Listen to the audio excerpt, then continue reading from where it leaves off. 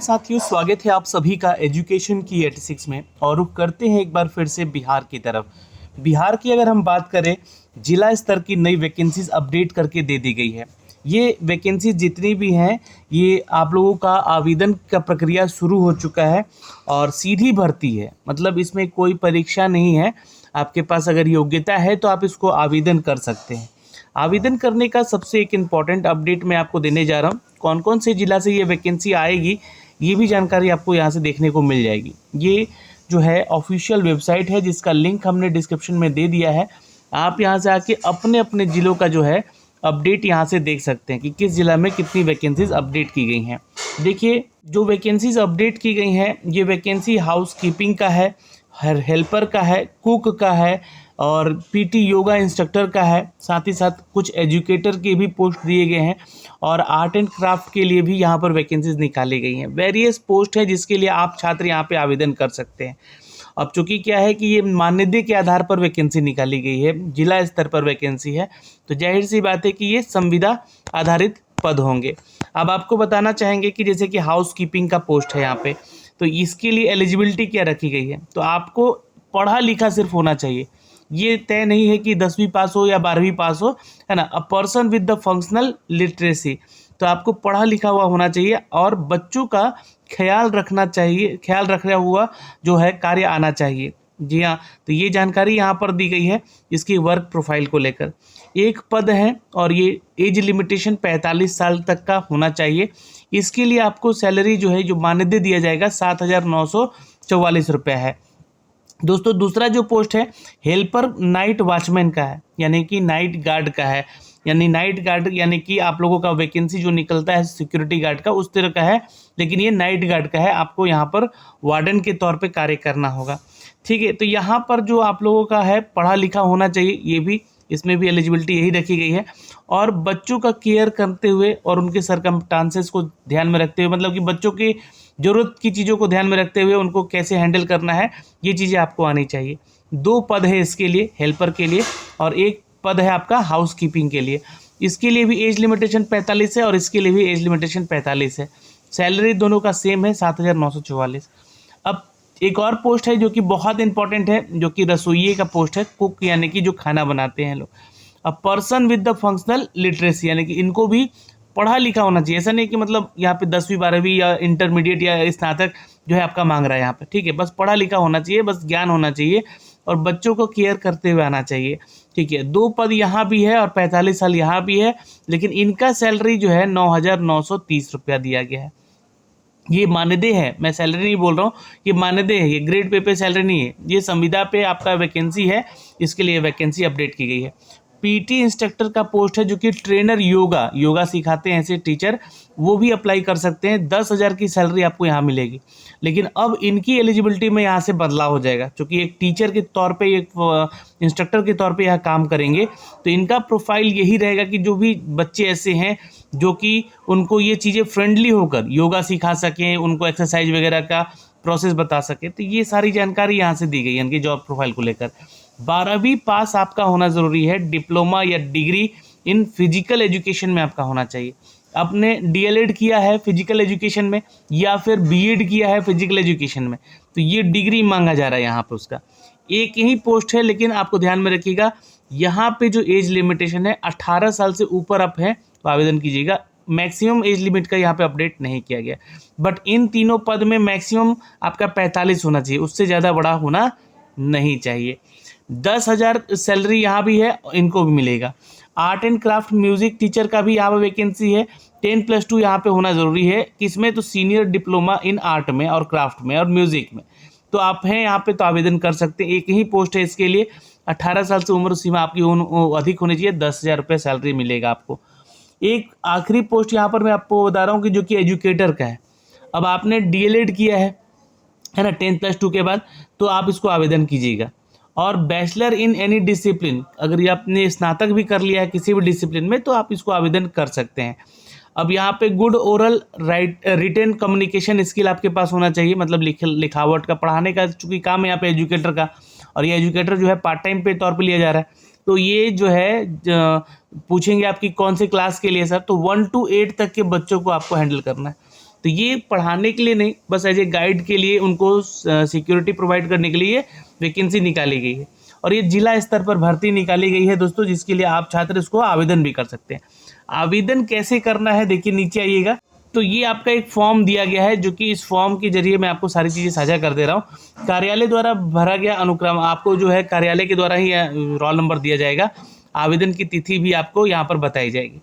आवेदित पद का नाम है ना, आवेदित पद का नाम यहाँ पे देना होगा, और किस पद के लिए आप आवेदन करें, जैसे एजुकेटर के लिए कर रहे हैं, कुक के लिए कर रहे हैं, है ना, वो पद का नाम बता दीजिएगा। एक फ़ोटो यहाँ पे आपको चिपकाना है, उस पर सेल्फ अटेस्ट कर देना सिग्नेचर से। आवेदित और या आवेदिका का नाम हिंदी और अंग्रेजी दोनों भाषा में, पहले हिंदी में लिखिएगा फिर अंग्रेजी में। जन्म तिथि आपको यहाँ बताना है अपना, जो कि मैट्रिक के सर्टिफिकेट पे हो, या फिर अगर आप जानते हैं अपना, है ना, पढ़ा लिखा है तो आप जानते ही होंगे। पिता का नाम या पति का नाम दे सकते हैं, महिला है तो आवेदन कर सकती हैं। माता का नाम यहाँ पे जरूर दीजिएगा, और जेंडर कौन सा है, पुरुष है, महिला है या थर्ड जेंडर है ना। अस्थायी पता अपना जरूर दे दीजिएगा। और चूंकि क्या है, ये बहाली जो है, ये वैकेंसी जो है, ये निकाली गई है दोस्तों गया जिला से, तो गया जिला वाला ही छात्र इसको आवेदन करेगा, मैं आपको ये पहले बता रहा हूँ, ठीक है।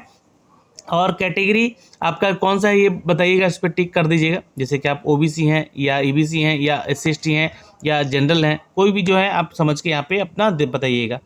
पत्राचार का पता आप पिन कोड के साथ यहाँ पे लिखिएगा।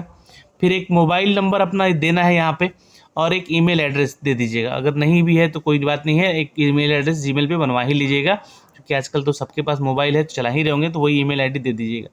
फिर शैक्षणिक योग्यताओं की बात करें यहाँ पे, तो मैट्रिक का, इंटर का, स्नातक का और विशिष्ट शैक्षणिक योग्यता, ये सारी जानकारी आपको यहाँ पे भरनी है। मान लीजिए कि कोई ऐसे एजुकेटर हैं जिन्होंने स्नातक भी कर लिया है, या फिर आपने कोई विशिष्ट योग्यता रखी, जैसे कि डीएलएड या बीएड वगैरह का, या फिर अन्य कोई भी कंप्यूटर का कोर्स किए हैं, उसका जानकारी है आपको, तो यहाँ पे अन्य में भर दीजिएगा, ठीक। और विषय कौन सा है, कब पास किए हैं, पूर्णांक क्या है, प्राप्तांक कितना है, मतलब कितना मार्क्स आया है, कितने में मार्क्स आया है, और परसेंटेज क्या है आपका उसमें, ठीक है। इंटर और मैट्रिक का बताइएगा, स्नातक का भी बता दीजिएगा, और बीएड या डीएलएड किए हैं तो उसका भी बता दीजिएगा। तो ये जानकारी हो गई यहाँ से आपको एजुकेशन क्वालिफिकेशन की।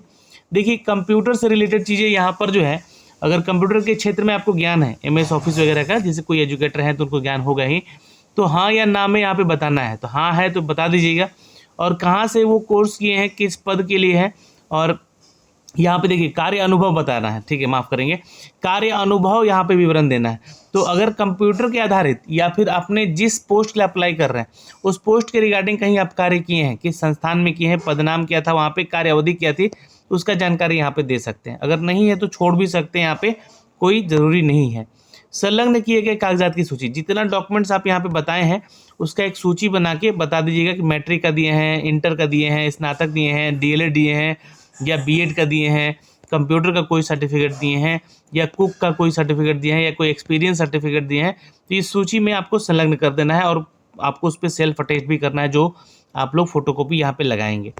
अब इसको जो है आप लोग अपना नाम यहाँ बता दीजिएगा कि उपरोक्त जितने भी सूचना है आपके द्वारा भरा गया है, भविष्य में इसके प्रतिकूल प्रतिवेदन प्राप्त है और स्वयं जिम्मेवार रहेंगे, कोई गलत अगर जानकारी देते हैं तो इसमें। और अपना सिग्नेचर यहाँ पे एक दे दीजिएगा, स्थान बता दीजिएगा किस स्थान से है, और दिनांक बता दीजिएगा। तो ये फॉर्म है इसका, इस फॉर्म को आपको भरना है। अब आपको इस फॉर्म को भरने के बाद आपको भेजना कहाँ पर है, ये जानकारी दी गई है। देखिए ये एड्रेस है यहाँ पर। इच्छुक जो भी उम्मीदवार हैं यहाँ पर, योग्य अभ्यर्थी हैं, वो आवेदित पद का उल्लेख करते हुए विज्ञापन प्रकाशन की तिथि 10 दिन तक केवल निबंधित डाक के द्वारा विहित प्रपत्र आवेदन जिला बाल संरक्षण इकाई, जिला परिषद कैंपस, अंबेडकर मार्केट के विपरीत गया, और ये पिन कोड दे दीजिएगा, पर भेज सकते हैं। एक से अधिक पदों के लिए अलग अलग आपसे आवेदन मांगा जाएगा, कोई फीस चार्ज नहीं लग रहा है। अभ्यर्थी का चयन समिति के द्वारा इंटरव्यू के माध्यम से किया जाएगा, यानी कोई रिटन एग्जाम नहीं है आपका, सीधे भर्ती है तो एक इंटरव्यू लिया जाएगा, सीधी भर्ती में इंटरव्यू होता है, ठीक है। इंटरव्यू की तिथि आवेदन पत्र के साथ संलग्न सभी प्रमाण पत्रों को मूल प्रति अनिवार्य है लाना, मतलब जितना चीज़ आप अटैच कर रहे हैं इसमें वो सारा 2 कॉपी करवा लीजिएगा, एक अपना इंटरव्यू के टाइम में वो सारा डॉक्यूमेंट्स लेकर जाना भी होगा। एज की कैलकुलेशन 1 नवंबर 2024 से की जाएगी, तो वैसे तो एज कैलकुलेशन जो है 18 साल से ऊपर होना चाहिए और 45 साल से कम होना चाहिए। नियोजन के समय उपलब्ध कराई गई जितनी भी सूचनाएं हैं, अगर गलत पाया जाता है तो आपका वहां पर रद्द कर दिया जाएगा और कानूनी कार्रवाई भी हो सकती है अगर कोई जानकारी गलत देते हैं। ये नोट है, ये आपका संख्या दिया गया, संशोधित करने के विज्ञापन जारी किया जा रहा है, यानी कि इस विज्ञापन को फिर से संशोधित करके दिया जा रहा है। आप पूर्व में आवेदन कर चुके हैं उस पद के लिए, दोबारा आपको आवेदन करने की जरूरत नहीं है। और ये देख सकते हैं 1 अप्रैल का यहाँ पर ये प्रभार सहायक निदेशक बाल संरक्षण इकाई गया से इसको अपडेट किया गया है दोस्तों। तो ये वैकेंसी है एक यहाँ पर जो कि एडवर्टीजमेंट निकाला गया है जिला बाल संरक्षण इकाई समाज कल्याण विभाग की तरफ से, जिला परिषद कार्यालय परिषद की तरफ से 1/2025 का एडवर्टीजमेंट संख्या है। तो ये जानकारी हमने आप तक साझा किया है इस वीडियो के माध्यम से।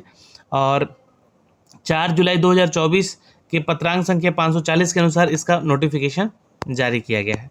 मैंने आपको सारा डिटेल लेके करके बता दिया है, फिर भी अगर आपको कोई जानकारी चाहिए यहाँ से तो कमेंट सेक्शन में कमेंट कीजिएगा।